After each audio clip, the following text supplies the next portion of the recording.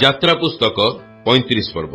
ତହିଁ ଉତ୍ତାରୁ ମୋଶା ଇସ୍ରାଏଲ ସନ୍ତାନଗଣର ସମସ୍ତ ମଣ୍ଡଳୀ କି ଏକତ୍ର କରି କହିଲେ, ସଦାପ୍ରଭୁ ତୁମମାନଙ୍କୁ ଏହି ସମସ୍ତ ବାକ୍ୟ ପାଳନ କରିବାକୁ ଆଜ୍ଞା ଦେଇଅଛନ୍ତି।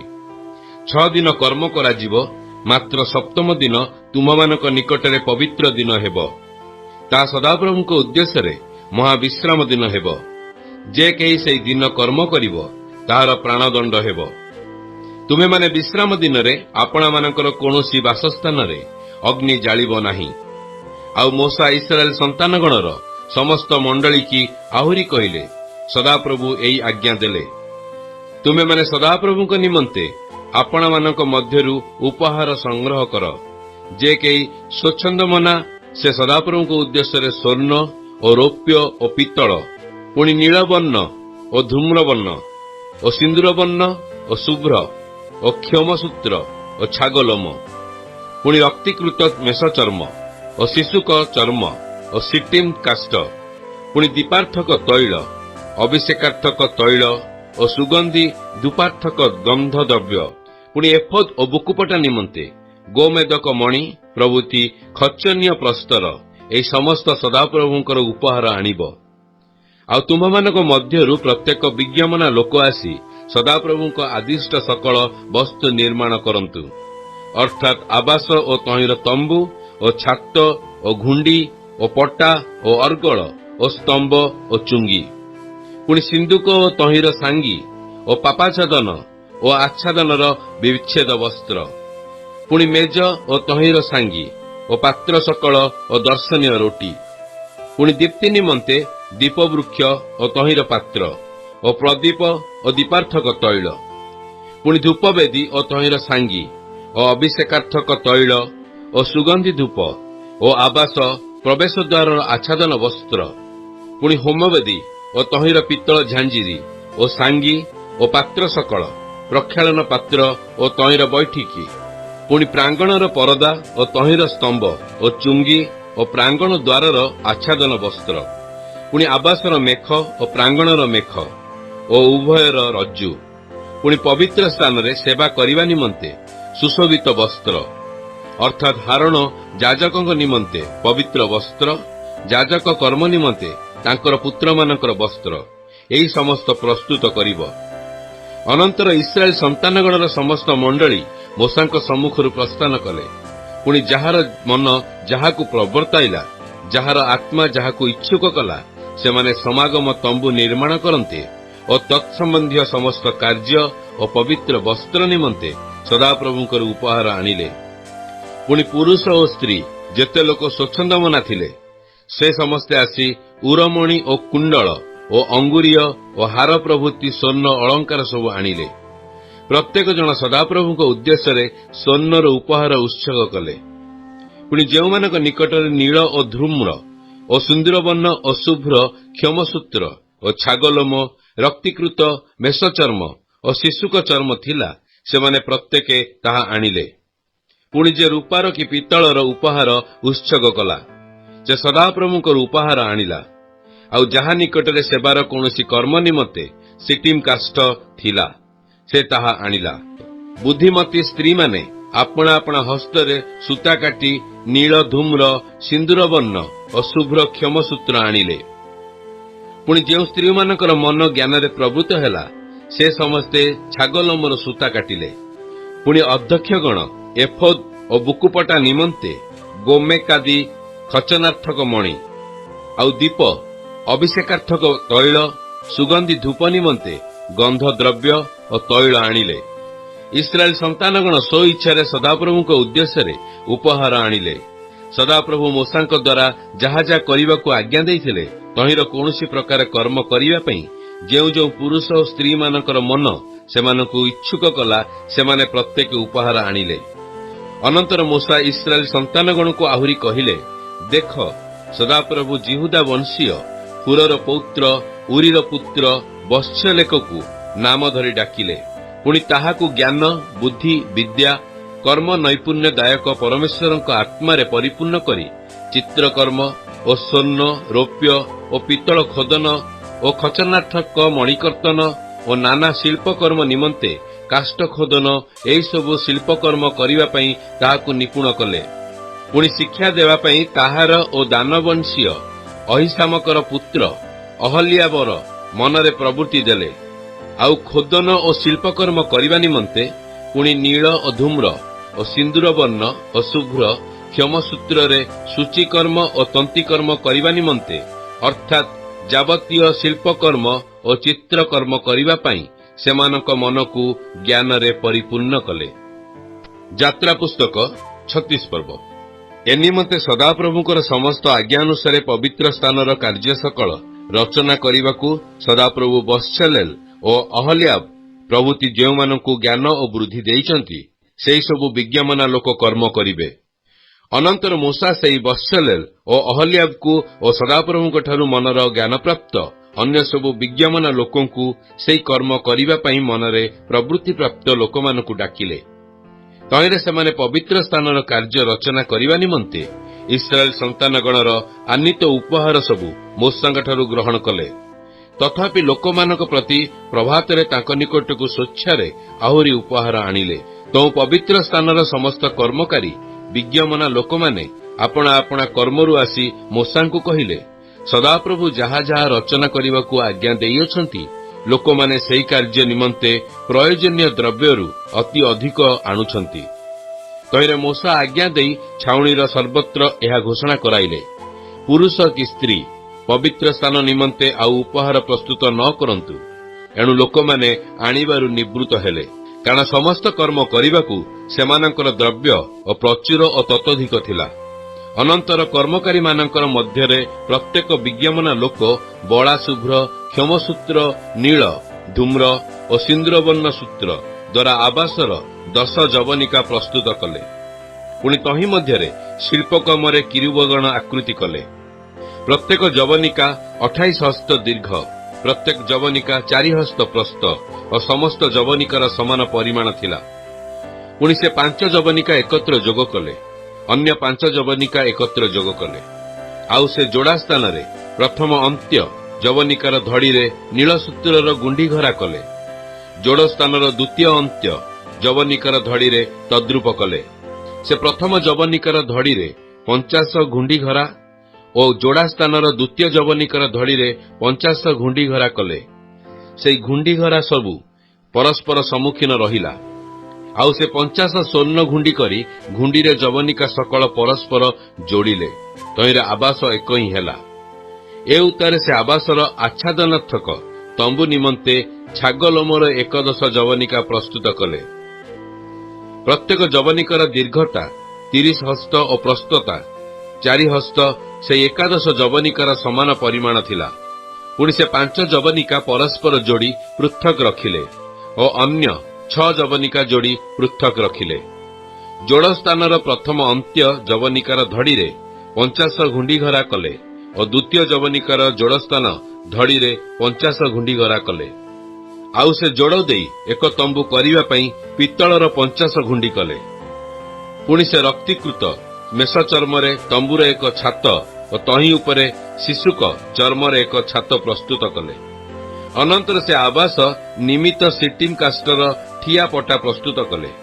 ଏକ ପଟା 10 ହସ୍ତ ଦୀର୍ଘ ଓ 1.5 ହସ୍ତ ପ୍ରସ୍ତ ଥିଲା। ପ୍ରତ୍ୟେକ ପଟାର ପରସ୍ପର ଅନୁରୂପ 2 ପଦ ଥିଲା। ଏହି ରୂପେ ସେ ଆବାସର ସମସ୍ତ ପଟା ନିମନ୍ତେ ପ୍ରସ୍ତୁତ କଲେ। ଆଉ ସେ ଆବାସର ଦକ୍ଷିଣ ଦିଗସ୍ଥ ଦକ୍ଷିଣ ପାର୍ଶ୍ୱ ନିମନ୍ତେ 20 ପଟା ପ୍ରସ୍ତୁତ କଲେ। ପୁଣି ସେ ସେହି 20 ପଟା ତଳେ 40ଟି ରୂପାର ଚୁଙ୍ଗି କଲେ। ଏକ ପଟା ତଳେ ତହିଁର 2 ପଦ ନିମନ୍ତେ 2 ଚୁଙ୍ଗି ଓ ଅନ୍ୟାନ୍ୟ ପଟା ତଳେ ସେମାନଙ୍କ 2 ପଦ ନିମନ୍ତେ 2 ଚୁଙ୍ଗି କଲେ। ପୁଣି ଆବାସର ଅନ୍ୟ ପାର୍ଶ୍ୱ ନିମନ୍ତେ ଉତ୍ତର ଦିଗରେ 20 ପଟା କଲେ। ଏକ ପଟା ତଳେ 2 ଚୁଙ୍ଗି ଓ ଅନ୍ୟାନ୍ୟ ପଟା ତଳେ 2 ଚୁଙ୍ଗି, ଏ ରୂପେ ରୂପାର 40 ଚୁଙ୍ଗି କଲେ। ସେ ଆବାସର ପଶ୍ଚିମ ଦିଗସ୍ଥ ପଶ୍ଚାତ ପାର୍ଶ୍ୱ ନିମନ୍ତେ 6 ଖଣ୍ଡ ପଟା କଲେ।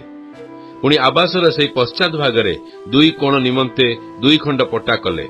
ପୁଣି ତହିଁ ତଳେ ଯୋଡ଼ ରହିଲା ଓ ସେହି ରୂପ ତହିଁର ମୁଣ୍ଡରେ ପ୍ରଥମ କଡ଼ା ପାଖରେ ଯୋଡ଼ ରହିଲା। ଏହି ପ୍ରକାରେ ସେ 2 କୋଣର ପଟା ଯୋଡ଼ିଲେ। ତହିଁରେ 8 ପଟା ପୁଣି ଏକ ପଟା ତଳେ 2 ଚୁଙ୍ଗି, ଏ ରୂପେ 16 ରୂପା ଚୁଙ୍ଗି କଲେ।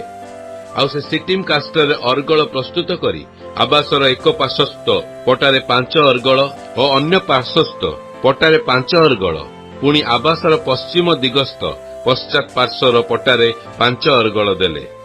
ପୁଣି ମଧ୍ୟସ୍ଥିତ ଅର୍ଗଳ ପଟାର ମଧ୍ୟ ଦେଶରେ ଏ ମୁଣ୍ଡରୁ ସେ ମୁଣ୍ଡ ଯାଏ ପାଇଲା। ଆଉ ସେ ସବୁ ପଟା ସୁବର୍ଣ୍ଣରେ ମଡ଼ାଇଲେ ଓ ଅର୍ଗଳର ଘରା ନିମନ୍ତେ ସୁବର୍ଣ୍ଣର କଡ଼ା କଲେ। ଅର୍ଗଳ ସକଳ ସୁବର୍ଣ୍ଣରେ ମଡ଼ାଇଲେ। ଅନନ୍ତର ସେ ନୀଳ ଓ ଧୂମ୍ର ଓ ସିନ୍ଦୁର ବର୍ଣ୍ଣ ଓ ବଳା ଓ ଶୁଭ୍ର କ୍ଷୌମସୂତ୍ର ନିର୍ମିତ କିରୁବାକୃତିରେ ଚିତ୍ରିତ ଏକ ବିଚ୍ଛେଦ ବସ୍ତ୍ର ପ୍ରସ୍ତୁତ କଲେ। ପୁଣି ସେ ତହିଁ ନିମନ୍ତେ ସିଟିମ୍ କାଷ୍ଟର 4 ସ୍ତମ୍ଭ କରି ସୁବର୍ଣ୍ଣରେ ମଡ଼ାଇଲେ ଓ ସେ ସବୁର ଆଙ୍କଡ଼ା ସୁବର୍ଣ୍ଣରେ କଲେ ଓ ତହିଁ ନିମନ୍ତେ ରୂପାର 4 ଚୁଙ୍ଗି ଢାଳିଲେ। ଆଉ ସେ ତମ୍ବୁଦାର ନିମନ୍ତେ ନୀଳ ଓ ଧୂମ୍ର ଓ ସିନ୍ଦୁର ବର୍ଣ୍ଣ ଓ ବଳା ଶୁଭ୍ର କ୍ଷୌମସୂତ୍ର ନିର୍ମିତ ଚିତ୍ର ବିଚିତ୍ର ଏକ ଆଚ୍ଛାଦନ ବସ୍ତ୍ର ପ୍ରସ୍ତୁତ କଲେ। ତହିଁର 5 ସ୍ତମ୍ଭ ଓ ସେ ସବୁର ଆଙ୍କଡ଼ା କଲେ। ପୁଣି ସେ ସବୁର ମୁଣ୍ଡାଳି ଓ ଛୁଞ୍ଚିଆ ସୁବର୍ଣ୍ଣରେ ମଡ଼ାଇଲେ, ମାତ୍ର ସେମାନଙ୍କର 5 ଚୁଙ୍ଗି ପିତ୍ତଳର ଥିଲା। ଯାତ୍ରା ପୁସ୍ତକ 37 ପର୍ବ। ଅନନ୍ତର ବତ୍ସଲେଲ ସିଟମ୍ କାଷ୍ଟରେ 2.5 ହସ୍ତ ଦୀର୍ଘ ଓ 1.5 ହସ୍ତ ପ୍ରସ୍ଥ ଓ 1.5 ହସ୍ତ ଉଚ୍ଚ ଏକ ସିନ୍ଦୁକ ନିର୍ମାଣ କଲେ ଓ ତହିଁର ଭିତର ଓ ବାହାର ନିର୍ମଳ ସୁବର୍ଣ୍ଣରେ ମଡ଼ାଇ ତହିଁର ଚତୁର୍ଦିଗରେ ସୁବର୍ଣ୍ଣର କାନ୍ଥି କଲେ। ପୁଣି ତହିଁରେ 4 କୋଣ ନିମନ୍ତେ 4 ସ୍ୱର୍ଣ୍ଣକଡ଼ା ଢାଳିଲେ। ତହିଁର ଏକ ପାର୍ଶ୍ୱରେ 2 କଡ଼ା ଓ ଅନ୍ୟ ପାର୍ଶ୍ୱରେ 2 କଡ଼ା ଦେଲେ। ଆଉ ସେ ସିଟିମ୍ କାଷ୍ଟରେ ସାଙ୍ଗି କରି ସୁବର୍ଣ୍ଣ ମଡ଼ାଇଲେ ଓ ସିନ୍ଦୁକ ବହିବା ନିମନ୍ତେ ସିନ୍ଦୁକର ପାର୍ଶ୍ୱସ୍ଥ କଡ଼ାରେ ସେହି ସାଙ୍ଗି ପ୍ରବେଶ କରାଇଲେ।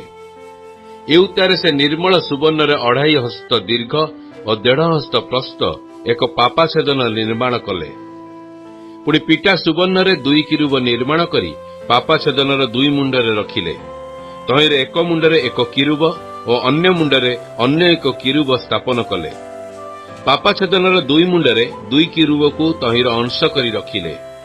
ପୁଣି କିରୁବମାନଙ୍କର ପକ୍ଷ ଊର୍ଦ୍ଧ୍ୱ ବିସ୍ତାରିତ ହୋଇ ପାପାଛେଦନକୁ ଆବରଣ କଲା ଓ ସେମାନଙ୍କ ମୁଖ ପରସ୍ପର ସମ୍ମୁଖୀନ ହେଲା, ମାତ୍ର ପାପାଛେଦନ ପ୍ରତି କିରୁବମାନଙ୍କର ମୁଖ ରହିଲା।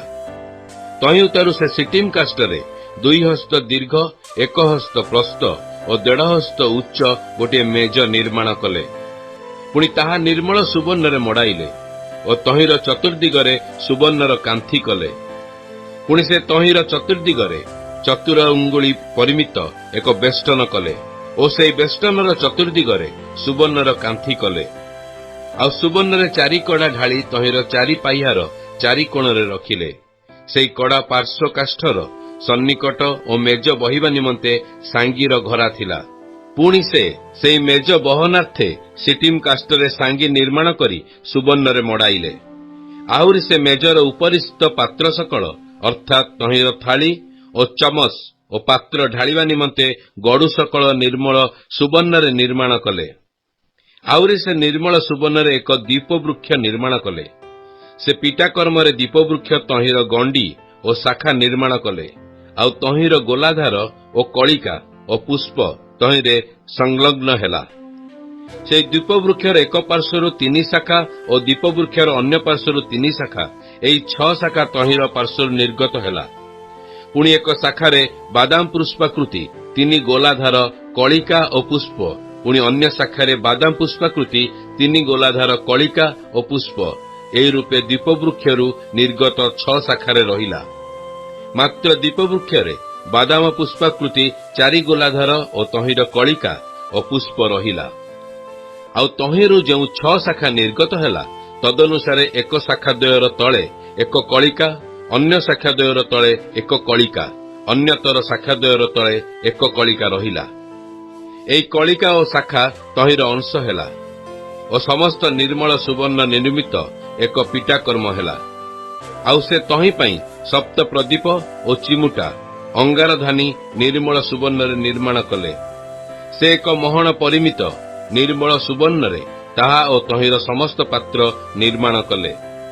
ଅନନ୍ତର ସେ ସିଟିମ୍ କାଷ୍ଟର 1 ହସ୍ତ ଦୀର୍ଘ 1 ହସ୍ତ ପ୍ରସ୍ଥ 2 ହସ୍ତ ଉଚ୍ଚ ଚତୁଷ୍କୋଣ ଧୂପବେଦୀ ନିର୍ମାଣ କଲେ। ତହିଁର ଶୃଙ୍ଗ ସକଳ ତହିଁର ଅଂଶ ହେଲା।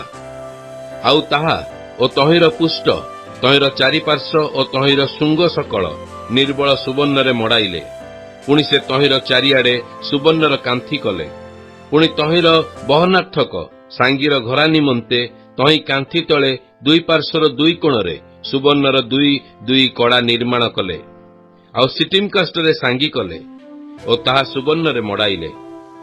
ଏ ଉତ୍ତାରେ ସେ ଅଭିଷେକାର୍ଥକ ପବିତ୍ର ତୈଳ ଓ ଧୂପ ନିମନ୍ତେ ଗନ୍ଧ ବଣିକର କ୍ରିୟା ଅନୁଯାୟୀ ସୁଗନ୍ଧି ଦ୍ରବ୍ୟ ପ୍ରସ୍ତୁତ କଲେ। ଯାତ୍ରା ପୁସ୍ତକ 38 ପର୍ବ। ଅନନ୍ତର ସେ ସିଟିମ୍ କାଷ୍ଠରେ 5 ହସ୍ତ ଦୀର୍ଘ ଓ 5 ହସ୍ତ ପ୍ରସ୍ଥ ଓ 3 ହସ୍ତ ଉଚ୍ଚ ଏକ ଚତୁଷ୍କୋଣ ହୋମବେଦୀ ନିର୍ମାଣ କଲେ। ପୁଣି ତହିଁର ଚାରି କୋଣ ଉପରେ ଶୃଙ୍ଗ ନିର୍ମାଣ କରି ପିତ୍ତଳ ମଡ଼ାଇଲେ। ସେହି ଶୃଙ୍ଗ ସବୁ ତହିଁର ଅଂଶ ହେଲା। ଆଉ ସେ ବେଦୀର ସମସ୍ତ ପାତ୍ର ଅର୍ଥାତ୍ ଭସ୍ମଧାନୀ, କରଚୁଲି ଓ କୁଣ୍ଡ ଓ ତ୍ରିଶୂଳ, ଅଙ୍ଗାରଧାନୀ ଓ ଏହି ସମସ୍ତ ପାତ୍ର ପିତ୍ତଳରେ ପ୍ରସ୍ତୁତ କଲେ।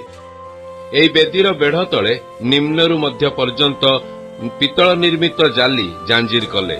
ପୁଣି ସାଙ୍ଗୀର ଘରା ନିମନ୍ତେ ସେହି ପିତ୍ତଳ ଝାଞ୍ଜିର ଚାରି କୋଣରେ ଚାରି କଡ଼ା ଢାଳିଲେ। ଆଉ ସେ ସିଟିମ୍ କାଷ୍ଠରେ ସେହି ସାଙ୍ଗୀ ନିର୍ମାଣ କରି ପିତ୍ତଳରେ ମଡ଼ାଇଲେ। ବେଦୀ ବହନାର୍ଥେ ତହିଁର ପାର୍ଶ୍ୱ ଉପରେ ସେହି ସାଙ୍ଗୀ କଡ଼ାରେ ପ୍ରବେଶ କରାଇଲେ। ପୁଣି ଫମ୍ପା ରଖି ପଟାରେ ବେଦୀ ନିର୍ମାଣ କଲେ। ଆଉ ଯେଉଁ ସ୍ତ୍ରୀଗଣ ସମାଗମ ତମ୍ବୁର ଦ୍ୱାର ସମୀପରେ ସେବା କଲେ, ସେହି ସେବାକାରିଣୀ ସ୍ତ୍ରୀଗଣର ପିତ୍ତଳ ନିର୍ମିତ ଦକ୍ଷିଣ ଦ୍ୱାର ସେ ପ୍ରକ୍ଷାଳନ ପାତ୍ର ଓ ତହିଁର ବୈଠିକି ନିର୍ମାଣ କଲେ। ଅନନ୍ତର ସେ ପ୍ରାଙ୍ଗଣ ପ୍ରସ୍ତୁତ କଲେ। ଦକ୍ଷିଣ ଦିଗରେ ପ୍ରାଙ୍ଗଣର ଦକ୍ଷିଣ ପାର୍ଶ୍ୱରେ ବଳା ଶୁଭ୍ର କ୍ଷମସୂତ୍ରରେ 100 ପରିମିତ ପରଦା କଲେ। ତହିଁର 20 ସ୍ତମ୍ଭ ଓ 20 ଚୁଙ୍ଗି ପିତ୍ତଳର। ପୁଣି ସେହି ସ୍ତମ୍ଭର ଆଙ୍କଡ଼ା ଛୁଞ୍ଚିଆ ରୂପାର ଥିଲା। ଉତ୍ତର ଦିଗର ପରଦା 100 ହସ୍ତ। ପୁଣି ତହିଁର 20 ସ୍ତମ୍ଭ ଓ 20 ଚୁଙ୍ଗି ପିତ୍ତଳର ଓ ସ୍ତମ୍ଭର ଆଙ୍କଡ଼ା ଓ ଛୁଞ୍ଚିଆ ରୂପାର ଥିଲା। ପଶ୍ଚିମ ପାର୍ଶ୍ୱର ପରଦା 50 ହସ୍ତ ଥିଲା। ତହିଁର 10 ସ୍ତମ୍ଭ ଓ 10 ଚୁଙ୍ଗି, ପୁଣି ସ୍ତମ୍ଭର ଆଙ୍କଡ଼ା ଓ ଛୁଞ୍ଚିଆ ରୂପାର ଥିଲା। ପୂର୍ବ ଦିଗରେ ପୂର୍ବ ପାର୍ଶ୍ୱ ନିମନ୍ତେ 50 ହସ୍ତ ଥିଲା। ଦ୍ୱାରର ଏକ ପାର୍ଶ୍ୱ ନିମନ୍ତେ 15 ହସ୍ତ ପରଦା ଓ ତହିଁର 3 ସ୍ତମ୍ଭ ଓ 3 ଚୁଙ୍ଗି ଥିଲା। ତଦ୍ରୂପେ ଅନ୍ୟ ପାର୍ଶ୍ୱ ନିମନ୍ତେ ଥିଲା। ପ୍ରାଙ୍ଗଣ ଦ୍ୱାର ସନ୍ନିକଟ ଏ ପାର୍ଶ୍ୱରେ ସେ ପାର୍ଶ୍ୱରେ 15 ହସ୍ତ ପରଦା ଓ ତହିଁର 3 ସ୍ତମ୍ଭ ଓ 3 ଚୁଙ୍ଗି ଥିଲା। ପ୍ରାଙ୍ଗଣର ଚତୁର୍ଦିଗର ସକଳ ପରଦା ବଳା ଶୁଭ୍ର କ୍ଷମସୂତ୍ରରେ ନିର୍ମିତ ଥିଲା। ପୁଣି ସ୍ତମ୍ଭର ଚୁଙ୍ଗି ସବୁ ପିତ୍ତଳର ଥିଲା। ସ୍ତମ୍ଭର ଆଙ୍କଡ଼ା ଓ ଛୁଞ୍ଚିଆର ରୂପାର, ତହିଁର ମୁଣ୍ଡାଳି ରୌପ୍ୟ ମଣ୍ଡିତ। ପୁଣି ରୂପା ଛୁଞ୍ଚିଆରେ ପ୍ରାଙ୍ଗଣରେ ସକଳ ସ୍ତମ୍ଭ ସଂଯୁକ୍ତ ଥିଲା। ଆଉ ପ୍ରାଙ୍ଗଣ ଦ୍ୱାରର ଆଚ୍ଛାଦନ ବସ୍ତ୍ର ନୀଳ ଓ ଧୂମ୍ର ଓ ସିନ୍ଦୁର ବର୍ଣ୍ଣ ଓ ବଳା ଶୁଭ୍ର କ୍ଷମସୂତ୍ରରେ ଶିଳ୍ପକର୍ମ ବିଶିଷ୍ଟ ଓ ପ୍ରାଙ୍ଗଣର ପରଦା ତୁଲ୍ୟ। ତାହା ଦୀର୍ଘରେ 20 ହସ୍ତ ଓ ପ୍ରସ୍ଥରେ 5 ହସ୍ତ ଉଚ୍ଚ ଥିଲା। ପୁଣି ତହିଁର ପିତ୍ତଳର 4 ସ୍ତମ୍ଭ ଓ 4 ଚୁଙ୍ଗି ଓ ରୂପାର ଆଙ୍କଡ଼ା ଓ ତହିଁର ମୁଣ୍ଡାଳି ରୌପ୍ୟ ମଣ୍ଡିତ ଛୁଞ୍ଚିଆ ରୂପାର ଥିଲା। ପୁଣି ଆବାସର ଓ ପ୍ରାଙ୍ଗଣରେ ଚତୁର୍ଦିଗର ମେଖ ସବୁ ପିତ୍ତଳ ଥିଲା। ଲେବୀୟ ଲୋକମାନଙ୍କର କାର୍ଯ୍ୟ ନିମନ୍ତେ ହାରଣ ଯାଜକର ପୁତ୍ର ଇଥାମରଙ୍କ ଦ୍ୱାରା ମୋଶାଙ୍କର ଆଜ୍ଞାନୁସାରେ ଆବାସର ଅର୍ଥାତ୍ ସାକ୍ଷ୍ୟ ରୂପ ଆବାସର ଗଣନୀୟ ବସ୍ତୁ ସମୂହର ଏହି ଗଣନା କରାଗଲା। ସଦାପ୍ରଭୁ ମୋଶାଙ୍କ ଦ୍ୱାରା ଯେଉଁ ଆଜ୍ଞା ଦେଇଥିଲେ, ତଦନୁସାରେ ଜିହୁଦା ବଂଶଜାତ ହୁରର ପୌତ୍ର ଉରିର ପୌତ୍ର ବତ୍ସଲେଲ ସେସବୁ ନିର୍ମାଣ କରିଥିଲେ। ଆଉ ନୀଳ ଓ ଧୂମ୍ର ଓ ସିନ୍ଦୁର ବର୍ଣ୍ଣ ଓ ବଳା ଶୁଭ୍ର କ୍ଷମସୂତ୍ରରେ ଶିଳ୍ପକାରୀ ଓ ଖୋଦକ ଓ ବିଜ୍ଞ ତନ୍ତୁବାୟୁ ଦାନ ବଂଶଜାତ ଅହିସାମକର ପୁତ୍ର ଅହିଲ୍ୟାବ ସହକାରୀ ଥିଲେ। ପବିତ୍ର ସ୍ଥାନ ନିର୍ମାଣର ସମସ୍ତ କାର୍ଯ୍ୟରେ ଏହିସବୁ ସୁବର୍ଣ୍ଣ ଲାଗିଲା। ଅର୍ଥାତ୍ ନୈବେଦ୍ୟର ସମସ୍ତ ସ୍ୱର୍ଣ୍ଣ ପବିତ୍ର ସ୍ଥାନର ସେକଲା ଅନୁସାରେ 29 ମହଣ 730 ସେକଲ ଥିଲା। ପୁଣି ମଣ୍ଡଳୀର ଗଣିତ ଲୋକମାନଙ୍କର ରୂପା ପବିତ୍ର ସ୍ଥାନରେ ସେକଲା ଅନୁସାରେ 100 ମହଣ 1775 ସେକଲ ଥିଲା। ପ୍ରତ୍ୟେକ ଗଣିତ ଲୋକଙ୍କ ନିମନ୍ତେ ଅର୍ଥାତ୍ ଯେଉଁମାନେ 62 ବର୍ଷ ବୟସ୍କ ଅବା ତହିଁରୁ ଅଧିକ ବୟସ୍କ ଥିଲେ, ସେହି 6,03,50 ଲୋକଙ୍କ ମଧ୍ୟରୁ ପ୍ରତ୍ୟେକ ଜଣ ନିମନ୍ତେ ଏକ ଏକ ବେକା ଅର୍ଥାତ୍ ପବିତ୍ର ସ୍ଥାନର ସେକଲା ଅନୁସାରେ ଅର୍ଦ୍ଧ ଅର୍ଦ୍ଧ ସେକଲ ଦେବାକୁ ହୋଇଥିଲା। ଏଣୁ ସେହି 100 ମହଣ ରୂପାରେ ପବିତ୍ର ସ୍ଥାନର ବିଚ୍ଛେଦ ବସ୍ତ୍ରର ଚୁଙ୍ଗି ଢଳାଗଲା। 100 ଚୁଙ୍ଗି ନିମନ୍ତେ 100 ମହଣ ଅର୍ଥାତ୍ ଏକ ଚୁଙ୍ଗି ନିମନ୍ତେ ଏକ ମହଣ ବ୍ୟୟ ହେଲା। ପୁଣି ସେଇ 1775 ସେକଲ ରୂପାରେ ସେ ସ୍ତମ୍ଭ ନିମନ୍ତେ ଆଙ୍କଡ଼ା ନିର୍ମାଣ କଲେ ଓ ତହିଁର ମୁଣ୍ଡାଳି ମଣ୍ଡିତ ଓ ଛୁଞ୍ଚିଆରେ ସଂଯୁକ୍ତ କଲେ। ପୁଣି ନୈବେଦ୍ୟର ପିତ୍ତଳ 70 ମହଣ 2400 ସେକଲ ଥିଲା। ଏଣୁ ସେ ତାହା ଦ୍ୱାରା ସମାଗମ ତମ୍ବୁ ଦ୍ୱାରର ଚୁଙ୍ଗି ଓ ପିତ୍ତଳର ବେଦୀ ଓ ତହିଁର ପିତ୍ତଳର ଝାଞ୍ଜିରି ଓ ବେଦୀର ସମସ୍ତ ପାତ୍ର, ପୁଣି ପ୍ରାଙ୍ଗଣର ଚତୁର୍ଦିଗର ଚୁଙ୍ଗି ଓ ପ୍ରାଙ୍ଗଣ ଦ୍ୱାରର ଚୁଙ୍ଗି ଓ ଆବାସର ସମସ୍ତ ମେଖ ଓ ପ୍ରାଙ୍ଗଣର ଚତୁର୍ଦିଗର ମେଖ ସକଳ ନିର୍ମାଣ କଲେ। ଯାତ୍ରା ପୁସ୍ତକ 39 ପଦ। ଅନନ୍ତର ଲୋକମାନେ ମୋଶାଙ୍କ ପ୍ରତି ସଦାପ୍ରଭୁଙ୍କ ଆଜ୍ଞା ଅନୁସାରେ ନୀଳ ଓ ଧୂମ୍ର ଓ ସିନ୍ଦୁର ବର୍ଣ୍ଣ ସୂତ୍ର ଦ୍ୱାରା ପବିତ୍ର ସ୍ଥାନରେ ସେବା କରିବା ନିମନ୍ତେ ସୁଶୋଭିତ ବସ୍ତ୍ର ପ୍ରସ୍ତୁତ କଲେ, ଆଉ ହାରଣଙ୍କ ନିମନ୍ତେ ପବିତ୍ର ବସ୍ତ୍ର ପ୍ରସ୍ତୁତ କଲେ। ପୁଣି ସେ ସୁବର୍ଣ୍ଣ ଦ୍ୱାରା ଓ ନୀଳ ଓ ଧୂମ୍ର ଓ ସିନ୍ଦୁର ବର୍ଣ୍ଣ ଓ ବଳା ଶୁଭ୍ର କ୍ଷମସୂତ୍ର ଦ୍ୱାରା ଏଫୋଦ୍ ବସ୍ତ୍ର ପ୍ରସ୍ତୁତ କଲେ। ଅର୍ଥାତ୍ ସେମାନେ ସ୍ୱର୍ଣ୍ଣ ଫିଟାଇ ପିତ୍ତଳ ପାତ୍ର କରି ଶିଳ୍ପକର୍ମ ଦ୍ୱାରା ନୀଳ ଓ ଧୂମ୍ର ଓ ସିନ୍ଦୁର ବର୍ଣ୍ଣ ଓ ଶୁଭ୍ର କ୍ଷମସୂତ୍ର ମଧ୍ୟରେ ବୁଣିବା ପାଇଁ ତାହା କାଟି ଜରି କଲେ। ସେମାନେ ପରସ୍ପର ସଂଯୁକ୍ତ 2 ସ୍କନ୍ଧପଟି କଲେ। ତହିଁର 2 ମୁଣ୍ଡରେ ପରସ୍ପର ଯୋଡ଼ ଦିଆଗଲା। ମୋଶାଙ୍କ ପ୍ରତି ସଦାପ୍ରଭୁଙ୍କ ଆଜ୍ଞାନୁସାରେ ଏଫୋଦର ଉପରିସ୍ଥ ଯେଉଁ ଚିତ୍ରିତ ପଟୁକା ତହିଁର ଅଂଶ ଥିଲା, ତାହା ମଧ୍ୟ ସେହି କର୍ମ ଅନୁସାରେ ସୁବର୍ଣ୍ଣ ଦ୍ୱାରା ଓ ନୀଳ ଓ ଧୂମ୍ର ଓ ସୁବର୍ଣ୍ଣ ବର୍ଣ୍ଣ ଓ ବଳା ଶୁଭ୍ର କ୍ଷମସୂତ୍ର ଦ୍ୱାରା ନିର୍ମିତ ହେଲା। ଆହୁରି ସେମାନେ ଇସ୍ରାଏଲ ପୁତ୍ରଗଣର ନାମାନୁସାରେ ଖୋଦିତ ମୁଦ୍ରା ନ୍ୟାୟ ଖୋଦିତ ଓ ସ୍ୱର୍ଣ୍ଣ ଧାରରେ ଖଚିତ 2 ମେଦକ ମଣି ପ୍ରସ୍ତୁତ କଲେ।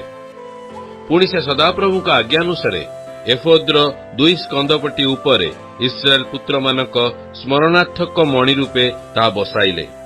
ଅନନ୍ତର ସେ ଏଫୋଦର କର୍ମନ୍ୟାୟ ସୁବର୍ଣ୍ଣ ଦ୍ୱାରା ଓ ନୀଳ ଓ ଧୂମ୍ର ଓ ସିନ୍ଦୁର ବର୍ଣ୍ଣ ଓ ବଳା ଶୁଭ୍ର କ୍ଷମସୂତ୍ର ଦ୍ୱାରା ନିପୁଣ ଶିଳ୍ପକାରର କର୍ମରେ ବୁକୁପଟା ନିର୍ମାଣ କଲେ। ତାହା ଚତୁଷ୍କୋଣ ଥିଲା, ଅର୍ଥାତ୍ ସେମାନେ ସେହି ବୁକୁପଟା ଦୋହାର୍ଗ କରି 1 ଚାଖଣ୍ଡ ଦୀର୍ଘ 1 ଚାଖଣ୍ଡ ପ୍ରସ୍ତ କଲେ।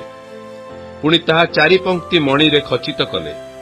ତହିଁର ପ୍ରଥମ ପଙ୍କ୍ତିରେ ଚୁଣି ଓ ପିତ୍ତମଣି ଓ ମରକତ, ଦ୍ୱିତୀୟ ପଙ୍କ୍ତିରେ ପଦ୍ମରାଗ ଓ ନୀଳକାନ୍ତ ଓ ହୀରକ, ତୃତୀୟ ପଙ୍କ୍ତିରେ ପେରୋଜ ଓ ଜିସ୍ମ ଓ କଟାହେଳା, ପୁଣି ଚତୁର୍ଥ ପଙ୍କ୍ତିରେ ବୈଦୁର୍ଯ୍ୟ ଓ ଗୋମେଦକ ଓ ସୂର୍ଯ୍ୟକାନ୍ତ ମଣି ଥିଲା।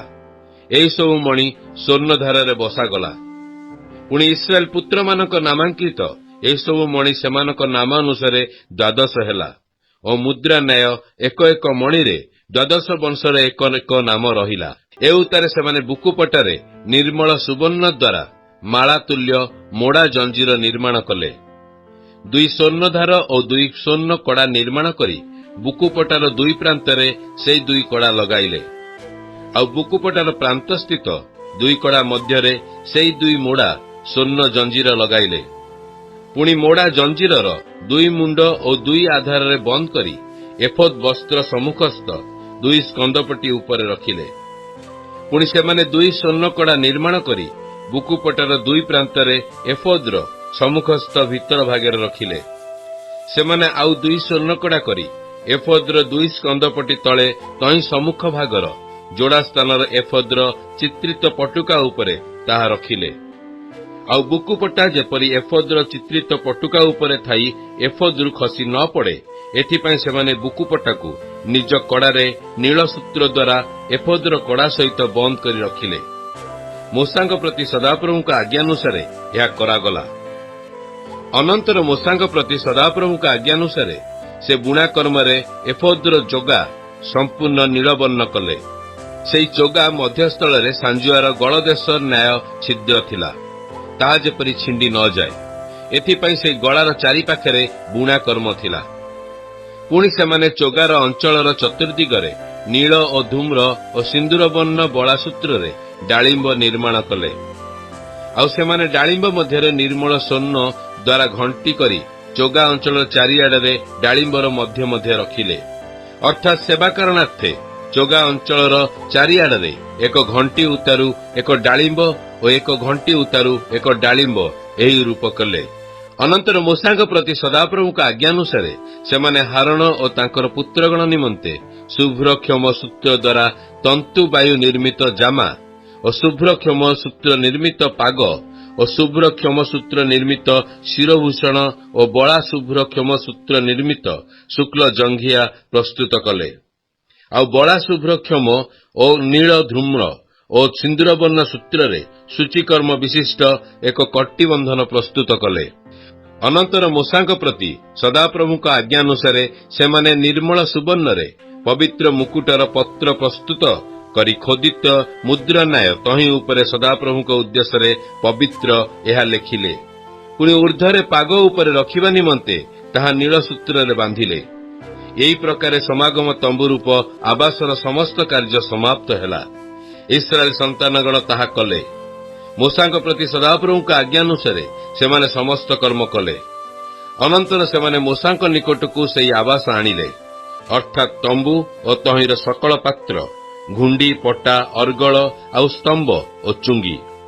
ପୁଣି ରକ୍ତୀକୃତ ମେଷଚର୍ମ ନିର୍ମିତ ଛାତ ଓ ଶିଶୁକ ଚର୍ମ ନିର୍ମିତ ଛାତ ଓ ଆଚ୍ଛାଦନର ବିଚ୍ଛେଦ ବସ୍ତ୍ର, ସାକ୍ଷ୍ୟ ସିନ୍ଦୁକ ଓ ତହିଁର ସାଙ୍ଗି ଓ ପାପାଛଦନ, ମେଜ, ତହିଁର ସକଳ ପାତ୍ର ଓ ଦର୍ଶନୀୟ ରୋଟି, ନିର୍ମଳ ଦୀପବୃକ୍ଷ, ତହିଁର ପ୍ରଦୀପ ଅର୍ଥାତ୍ ପ୍ରଦୀପାବଳୀ ଓ ତହିଁର ସକଳ ପାତ୍ର, ଦୀପାର୍ଥକ ବଳି ଆଉ ସ୍ୱର୍ଣ୍ଣମୟ ବେଦୀ ଓ ଅଭିଷେକାର୍ଥକ ତୈଳ ଓ ଧୂପାର୍ଥକ ସୁଗନ୍ଧି ଦ୍ରବ୍ୟ ଓ ତମ୍ବୁ ଦ୍ୱାରର ଆଚ୍ଛାଦନ ବସ୍ତ୍ର, ପିତ୍ତଳର ବେଦୀ ଓ ତହିଁର ପିତ୍ତଳ ଝାଞ୍ଜିରି, ତହିଁର ସାଙ୍ଗି ଓ ସକଳ ପାତ୍ର, ପ୍ରକ୍ଷାଳନ ପାତ୍ର ଓ ତହିଁର ବୈଠିକି, ପ୍ରାଙ୍ଗଣର ପରଦା, ତହିଁର ସ୍ତମ୍ଭ ଓ ଚୁଙ୍ଗି ଓ ପ୍ରାଙ୍ଗଣ ଦ୍ୱାରର ଆଚ୍ଛାଦନ ବସ୍ତ୍ର, ତହିଁର ରଜୁ ଓ ମେଖ, ସମାଗମ ତମ୍ବୁ ନିମନ୍ତେ ଆବାସର କାର୍ଯ୍ୟ ସମ୍ବନ୍ଧୀୟ ସକଳ ପାତ୍ର, ପବିତ୍ର ସ୍ଥାନରେ ସେବା କରଣାର୍ଥ ସୁଶୋଭିତ ବସ୍ତ୍ର ଅର୍ଥାତ୍ ହାରଣ ଯାଜକର ପବିତ୍ର ବସ୍ତ୍ର ଓ ତାହାର ପୁତ୍ରମାନଙ୍କର ଯାଜନ କର୍ମ ସମ୍ବନ୍ଧୀୟ ବସ୍ତ୍ର ଇତ୍ୟାଦି ଯେ କାର୍ଯ୍ୟ କରିବାକୁ ମୂଷାଙ୍କ ପ୍ରତି ସଦାପ୍ରଭୁ ଆଜ୍ଞା ଦେଇଥିଲେ, ଇସ୍ରାଏଲ ସନ୍ତାନଗଣ ତାହା ସବୁ ସମ୍ପନ୍ନ କଲେ। ଏଥିରେ ମୂଷା ସେହି ସମସ୍ତ କାର୍ଯ୍ୟ ପ୍ରତି ଦୃଷ୍ଟି କଲେ, ଆଉ ଦେଖ ସେମାନେ ସବୁ କରିଅଛନ୍ତି। ସଦାପ୍ରଭୁ ଯେପରି ଆଜ୍ଞା ଦେଇଥିଲେ ସେମାନେ ସେହିପରି ସବୁ କରିଥିଲେ। ତହିଁରେ ମୂଷା ସେମାନଙ୍କୁ ଆଶୀର୍ବାଦ କଲେ। ଯାତ୍ରା ପୁସ୍ତକ 40 ପର୍ବ। ଅନନ୍ତର ସଦାପ୍ରଭୁ ମୂଷାଙ୍କୁ କହିଲେ, ତୁମ୍ଭେ ପ୍ରଥମ ମାସର ପ୍ରଥମ ଦିନରେ ସମାଗମ ତମ୍ବୁର ଆବାସ ସ୍ଥାପନ କରିବ। ପୁଣି ତହିଁ ମଧ୍ୟରେ ସାକ୍ଷ୍ୟ ସିନ୍ଦୁକ ରଖି ବିଚ୍ଛେଦ ବସ୍ତ୍ର ଟଙ୍ଗାଇ ସେହି ସିନ୍ଦୁକ ଆଚ୍ଛାଦନ କରିବ। ଏ ଉତ୍ତାରେ ମେଜ ଭିତରକୁ ଆଣି ତହିଁ ଉପରିସ୍ଥ ଦ୍ରବ୍ୟମାନ ଧାରା ଅନୁସାରେ ରଖିବ। ଆଉ ଦୀପବୃକ୍ଷ ଭିତରକୁ ଆଣି ତହିଁର ପ୍ରଦୀପ ସକଳ ଜାଳିବ। ସାକ୍ଷ୍ୟ ସିନ୍ଦୁକ ସମ୍ମୁଖରେ ସ୍ୱର୍ଣ୍ଣର ଧୂପବେଦୀ ରଖିବ। ପୁଣି ଆବାସ ଦ୍ୱାରର ଆଚ୍ଛାଦନ ବସ୍ତ୍ର ଟଙ୍ଗାଇବ। ଆଉ ସମାଗମ ତମ୍ବୁର ଆବାସ ଦ୍ୱାର ସମ୍ମୁଖରେ ହୋମବେଦୀ ରଖିବ। ସମାଗମ ତମ୍ବୁ ଓ ବେଦୀ ମଧ୍ୟରେ ପ୍ରକ୍ଷାଳନ ପାତ୍ର ରଖି ତହିଁରେ ଜଳ ଦେବ। ପୁଣି ଚତୁର୍ଦିଗରେ ପ୍ରାଙ୍ଗଣ ପ୍ରସ୍ତୁତ କରିବ ଓ ପ୍ରାଙ୍ଗଣ ଦ୍ୱାରରେ ଆଚ୍ଛାଦନ ବସ୍ତ୍ର ଟଙ୍ଗାଇବ। ଏ ଉତ୍ତାରେ ଅଭିଷେକାର୍ଥକ ତୈଳ ନେଇ ଆବାସ ଓ ତନ୍ମଧ୍ୟସ୍ଥିତ ସମସ୍ତ ବସ୍ତୁ ଅଭିଷେକ କରି ତାହା ଓ ତହିଁର ସକଳ ପାତ୍ର ପବିତ୍ର କରିବ। ତହିଁରେ ତାହା ପବିତ୍ର ହେବ। ଆଉ ତୁମ୍ଭେ ହୋମବେଦୀ ଓ ତହିଁର ସକଳ ପାତ୍ର ଅଭିଷେକ କରି ପବିତ୍ର କରିବ। ତହିଁରେ ସେ ବେଦୀ ମହାପବିତ୍ର ହେବ। ଆଉ ତୁମ୍ଭେ ପ୍ରକ୍ଷାଳନ ପାତ୍ର ଓ ତହିଁର ବୈଠିକି ଅଭିଷେକ କରି ପବିତ୍ର କରିବ। ଏ ଉତ୍ତାରେ ତୁମେ ହାରଣକୁ ଓ ତାହାର ପୁତ୍ରଗଣକୁ ସମାଗମ ତମ୍ବୁର ଦ୍ୱାର ନିକଟକୁ ଆଣି ଜଳରେ ସ୍ନାନ କରାଇବ। ପୁଣି ଆମ୍ଭ ଉଦ୍ଦେଶ୍ୟରେ ଯାଜନ କର୍ମ କରିବା ନିମନ୍ତେ ହାରଣକୁ ପବିତ୍ର ବସ୍ତ୍ର ପରିଧାନ କରାଇ ଅଭିଷେକ କରି ପ୍ରତିଷ୍ଠା କରିବ। ଆଉ ତାହାର ପୁତ୍ରଗଣକୁ ଆଣି ଜାମା ପିନ୍ଧାଇବ। ପୁଣି ସେମାନଙ୍କ ପିତାକୁ ଯେ ରୂପେ ଅଭିଷେକ କଲ ସେହି ରୂପେ ସେମାନଙ୍କୁ ଅଭିଷେକ କରିବ। ତହିଁରେ ସେମାନେ ଆମ୍ଭର ଯାଜନ କର୍ମ କରିବେ। ସେହି ଅଭିଷେକ ସେମାନଙ୍କ ପୁରୁଷାନୁକ୍ରମେ ଅନନ୍ତକାଳୀନ ଯାଜକତ୍ୱର ମୂଳ ହେବ। ମୂଷା ଏହି ରୂପେ କଲେ। ସେ ସଦାପ୍ରଭୁଙ୍କ ଆଜ୍ଞାନୁସାରେ ସବୁ କଲେ। ଅନନ୍ତର ମୂଷାଙ୍କ ପ୍ରତି ସଦାପ୍ରଭୁଙ୍କ ଆଜ୍ଞାନୁସାରେ ଦ୍ୱିତୀୟ ବର୍ଷର ପ୍ରଥମ ମାସର ପ୍ରଥମ ଦିନରେ ଆବାସ ସ୍ଥାପିତ ହେଲା। ପୁଣି ମୂଷା ଆବାସ ସ୍ଥାପନ କରି ତହିଁର ଚୁଙ୍ଗି ଦେଇ ପଟା ବସାଇ ଅର୍ଗଳ ପ୍ରବେଶ କରାଇ ତହିଁର ସ୍ତମ୍ଭ ଠିଆ କଲେ। ତହୁଁ ସେ ଆବାସ ଉପରେ ତମ୍ବୁ ବିସ୍ତାର କଲେ ଓ ତମ୍ବୁ ଉପରେ ଛାତ ଦେଲେ। ଅନନ୍ତର ମୂଷାଙ୍କ ପ୍ରତି ସଦାପ୍ରଭୁଙ୍କ ଆଜ୍ଞାନୁସାରେ ସେ ସାକ୍ଷ୍ୟପତ୍ର ଘେନି ସିନ୍ଦୁକ ଭିତରେ ରଖିଲେ ଓ ସିନ୍ଦୁକରେ ସାଙ୍ଗି ଲଗାଇ ସିନ୍ଦୁକ ଉପରେ ପାପାଚ୍ଛାଦନ ରଖିଲେ। ପୁଣି ଆବାସ ଭିତରକୁ ସିନ୍ଦୁକ ଆଣିଲେ ଓ ଆଚ୍ଛାଦନର ବିଚ୍ଛେଦ ବସ୍ତ୍ର ଟଙ୍ଗାଇ ସାକ୍ଷ୍ୟ ସିନ୍ଦୁକ ଆଚ୍ଛାଦନ କଲେ। ଏ ଉତ୍ତାରେ ମୂଷାଙ୍କ ପ୍ରତି ସଦାପ୍ରଭୁଙ୍କ ଆଜ୍ଞାନୁସାରେ ସେ ଆବାସର ଉତ୍ତର ପାର୍ଶ୍ୱରେ ବିଚ୍ଛେଦ ବସ୍ତ୍ରର ବାହାରେ ସମାଗମ ତମ୍ବୁରେ ମେଜ ରଖିଲେ। ପୁଣି ସେ ସଦାପ୍ରଭୁଙ୍କ ସମ୍ମୁଖରେ ଧାରା ଅନୁସାରେ ତହିଁ ଉପରେ ରୋଟି ରଖିଲେ। ଅନନ୍ତର ମୂଷାଙ୍କ ପ୍ରତି ସଦାପ୍ରଭୁଙ୍କ ଆଜ୍ଞାନୁସାରେ ମେଜ ସମ୍ମୁଖରେ ଆବାସର ଦକ୍ଷିଣ ପାର୍ଶ୍ୱରେ ସମାଗମ ତମ୍ବୁରେ ଦୀପବୃକ୍ଷ ରଖିଲେ ଓ ସଦାପ୍ରଭୁଙ୍କ ସମ୍ମୁଖରେ ପ୍ରଦୀପ ଜାଳିଲେ। ଆଉ ମୂଷାଙ୍କ ପ୍ରତି ସଦାପ୍ରଭୁଙ୍କ ଆଜ୍ଞାନୁସାରେ ସେ ସମାଗମ ତମ୍ବୁରେ ବିଚ୍ଛେଦ ବସ୍ତ୍ର ସମ୍ମୁଖରେ ସ୍ୱର୍ଣ୍ଣବେଦୀ ରଖିଲେ ଓ ତହିଁ ଉପରେ ସୁଗନ୍ଧି ଧୂପ ଢାଳିଲେ। ଏ ଉତ୍ତାରେ ମୂଷାଙ୍କ ପ୍ରତି ସଦାପ୍ରଭୁଙ୍କ ଆଜ୍ଞାନୁସାରେ ସେ ସମାଗମ ତମ୍ବୁ ଓ ବେଦୀ ମଧ୍ୟସ୍ଥାନରେ ପ୍ରକ୍ଷାଳନ ପାତ୍ର ରଖି ତହିଁ ମଧ୍ୟରେ ପ୍ରକ୍ଷାଳନ ନିମନ୍ତେ ଜଳ ଦେଲେ। ତହିଁରେ ମୂଷା ଓ ହାରଣ ଓ ତାଙ୍କର ପୁତ୍ରଗଣ ଆପଣା ଆପଣା ହସ୍ତପଦ ପ୍ରକ୍ଷାଳନ କଲେ। ଯେକୌଣସି ସମୟରେ ସେମାନେ ସମାଗମ ତମ୍ବୁରେ ପ୍ରବେଶ କଲେ ବା ବେଦୀର ନିକଟବର୍ତ୍ତୀ ହେଲେ, ସେହି ସମୟରେ ସେମାନେ ପ୍ରକ୍ଷାଳନ କଲେ। ଏ ଉତ୍ତାରେ ସେ ଆବାସର ଓ ବେଦୀର ଚତୁର୍ଦିଗରେ ପ୍ରାଙ୍ଗଣ ପ୍ରସ୍ତୁତ କଲେ ଓ ପ୍ରାଙ୍ଗଣ ଦ୍ୱାରରେ ଆଚ୍ଛାଦନ ବସ୍ତ୍ର ଟଙ୍ଗାଇଲେ। ଏହି ରୂପେ ମୂଷା ସେହି କାର୍ଯ୍ୟ ସମାପ୍ତ କଲେ। ଅନନ୍ତର ମେଘ ସେହି ସମାଗମ ତମ୍ବୁ ଆଚ୍ଛାଦନ କଲା ଓ ସଦାପ୍ରଭୁଙ୍କ ପ୍ରତାପ ଆବାସକୁ ପରିପୂର୍ଣ୍ଣ କଲା। ତହିଁରେ ମୂଷା ସମାଗମ ତମ୍ବୁରେ ପ୍ରବେଶ କରିପାରିଲେ ନାହିଁ, କାରଣ ମେଘ ତହିଁ ଉପରେ ଅବସ୍ଥିତି କରିଥିଲା ଓ ସଦାପ୍ରଭୁଙ୍କ ପ୍ରତାପ ଆବାସକୁ ପରିପୂର୍ଣ୍ଣ କରିଥିଲା। ପୁଣି ଆବାସ ଉପରୁ ଯେତେବେଳେ ମେଘ ନିଆଗଲା, ସେତେବେଳେ ଇସ୍ରାଏଲ ସନ୍ତାନଗଣ ଆପଣାମାନଙ୍କ ଯାତ୍ରାରେ ଅଗ୍ରସର ହେଲେ। ମାତ୍ର ମେଘ ଯେତେବେଳେ ଉର୍ଦ୍ଧ୍ୱରେ ନିଆଁ ଗଲା ନାହିଁ, ସେତେବେଳେ ଉର୍ଦ୍ଧ୍ୱରେ ନିଆଁ ନ ହେବା ଦିନ ପର୍ଯ୍ୟନ୍ତ ସେମାନେ ଯାତ୍ରା କଲେ ନାହିଁ। କାରଣ ସମସ୍ତ ଇସ୍ରାଏଲ ବଂଶର ଦୃଷ୍ଟିଗୋଚରରେ ସେମାନଙ୍କ ସମସ୍ତ ଯାତ୍ରାରେ ଦିନ ବେଳେ ସଦାପ୍ରଭୁଙ୍କର ମେଘ ଓ ରାତ୍ରିରେ ଅଗ୍ନି ଆବାସ ଉପରେ ଅବସ୍ଥିତି କଲା। Good morning. ବାଇବଲ ପଠନ କକ୍ଷକୁ ଆପଣମାନଙ୍କୁ ସ୍ୱାଗତ ଜଣାଏ। ସମସ୍ତଙ୍କୁ ମୁଁ ନିୟମିତ ପଢ଼ିବା ପାଇଁ ଉତ୍ସାହିତ କରୁଛି। ଆପଣମାନେ ଯେଉଁ ଦିନର ଅଂଶ ସେହି ଦିନରେ ଶେଷ କରନ୍ତୁ, ଯେପରି ଆପଣଙ୍କୁ ଅଧିକ ବୋଝ ନ ହେବ। ଯଦି ଆପଣଙ୍କର ଗୋଟିଏ ଦିନର ରହିଯାଉଛି, ଆଉ ଗୋଟେ ଦିନରେ ତାକୁ ପୁରା କରିବା ପାଇଁ 2 ଦିନର ବୋଝ ଆପଣଙ୍କ ଉପରେ ପଡ଼ିବ। ତେଣୁ ଦୈନିକ ଆପଣମାନେ ପଢ଼ନ୍ତୁ ଆଉ ଆଗକୁ ବଢ଼ନ୍ତୁ। ଆଜି ଦିନ ସଂଖ୍ୟା 19 ସୋମବାର। ଯାତ୍ରା ପୁସ୍ତକ 35 ପର୍ବ ଠାରୁ 40 ପର୍ବ ଆଜି ଆମ୍ଭେମାନେ ପାଠ କରିବା। ଏହି 6ଟି ପର୍ବର ସାରାଂଶ ଏହି ପ୍ରକାର। 2ଟି ପ୍ରସ୍ତର ଫଳକରେ ଲିଖିତ 10 ଆଜ୍ଞା ପ୍ରାପ୍ତ ହେବା ନିମନ୍ତେ ମୋଶା ପୁନର୍ବାର ପର୍ବତ ଉପରକୁ ଡକାଗଲେ। ଇସ୍ରାଏଲ ସନ୍ତାନଗଣଙ୍କ ସ୍ୱେଚ୍ଛାଦାନ ସାମଗ୍ରୀକୁ ବ୍ୟବହାର କରି ଈଶ୍ୱରଙ୍କ ଠାରୁ ପ୍ରାପ୍ତ ଆଦର୍ଶ ଅନୁସାରେ ମୋଶା ସମାଗମ ତମ୍ବୁର ନିର୍ମାଣ କାର୍ଯ୍ୟ ମଧ୍ୟ ଜାରି ରଖିଲେ। ଯାତ୍ରା ଆରମ୍ଭ କରିବାର 2ୟ ବର୍ଷର ପ୍ରଥମ ମାସର ପ୍ରଥମ ଦିନରେ ଇସ୍ରାଏଲ ସନ୍ତାନଗଣ ସମାଗମ ତମ୍ବୁର ନିର୍ମାଣ କାର୍ଯ୍ୟ ସମାପ୍ତ କଲେ ଏବଂ ଉତ୍ସର୍ଗର ବଳିଦାନ ତଥା ସଭା ଆୟୋଜନ କଲେ ଓ ସମାଗମ ତମ୍ବୁ ଈଶ୍ୱରଙ୍କ ଗୌରବରେ ପରିପୂର୍ଣ୍ଣ ହେଲା। ଏହି ସ୍ଥାନ ବା ସମୟ ପରଠାରୁ ଈଶ୍ୱର ଇସ୍ରାଏଲ ଲୋକମାନଙ୍କୁ କଢ଼ାଇ ନେବା ନିମନ୍ତେ ଗୋଟିଏ ମେଘସ୍ତମ୍ଭ ଓ ଅଗ୍ନିସ୍ତମ୍ଭକୁ ବ୍ୟବହାର କଲେ। ମେଘସ୍ତମ୍ଭ ଯେତେବେଳେ ସମାଗମ ତମ୍ବୁ ଉପରୁ ଉଠି ଯାଉଥିଲା, ସେତେବେଳେ ସେମାନେ ଯାତ୍ରା ଆରମ୍ଭ କରୁଥିଲେ। କିନ୍ତୁ ଯଦି ମେଘସ୍ତମ୍ଭ ଯେପର୍ଯ୍ୟନ୍ତ ଉଠୁ ନଥିଲା, ସେମାନେ ଗୋଟିଏ ସ୍ଥାନରେ ରହୁଥିଲେ।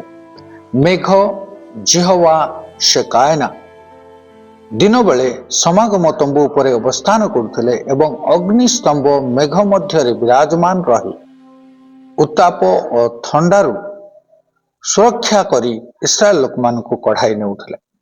ଈଶ୍ୱର ଯିଏ ତାଙ୍କ ଲୋକମାନଙ୍କ ସହିତ ରହି ତାଙ୍କରି ବ୍ୟବସ୍ଥା ଅନୁସାରେ ସେମାନଙ୍କ ଉପରେ କର୍ତ୍ତୃତ୍ୱ କରନ୍ତି, ସେ ତାହାଙ୍କ ଆଜ୍ଞା ପାଳନ କରିବା ନିମନ୍ତେ ଇସ୍ରାଏଲମାନଙ୍କୁ କଢ଼ାଇ ନେଉଥିଲେ। ଏହା ଥିଲା ଆଜିର ସାରାଂଶ। ପ୍ରଭୁ ଆଜିର ପଠନରେ ଆମ ପ୍ରତ୍ୟେକଙ୍କୁ ଆଶୀର୍ବାଦ କରନ୍ତୁ। ଧନ୍ୟବାଦ।